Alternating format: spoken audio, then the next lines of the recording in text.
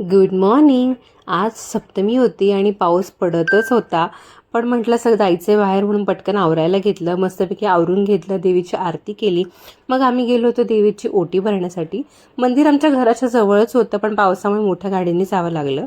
मग देवीची छानशी ओटी घेतली आणि संडे असूनही आज अजिबात गर्दी नव्हती. खूप वेळा मला लाईनमध्ये थांबायला नाही लागलं, लगेच आमचं दर्शन झालं.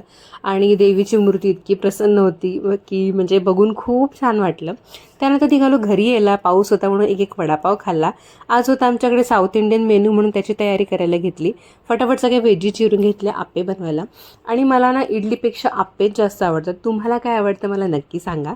त्यानंतर इथे मस्त आप्प्यांचं मिक्सचर रेडी करून घेतलं, आप्पे बनवून घेतले. खूप क्रिस्पी आणि टेस्टी झाले होते.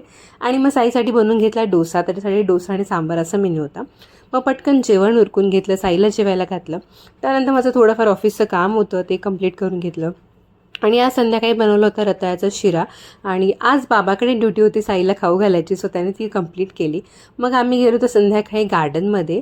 हे आमच्या घराजवळ म्युझिकल गार्डन आहे आणि इतकं छान, इतकं मोठं आहे ना. पण आज खूप चिखल होतं, त्यामुळे साईला असं काही खूप खेळता नाही आलं. त्यानंतर घरी आल्यावर मला बनवायचं होतं पनीर, म्हणून दूध तापवायला ठेवलं होतं. आणि मी साईला होममेडच पनीर देते, त्यामुळे तेच बनवत होते मी इकडे. आणि इकडे बनवून घेतली ओट्सची पावडर. ही मला 1 वीक जाते का, सो दॅट पॅनकेक किंवा डोसा बनवायचा असेल तर लगेच ह्याची हेल्प होते. आणि असं संपवलं आमचा दिवस. भेटू पुढच्या ब्लॉगमध्ये. बाय.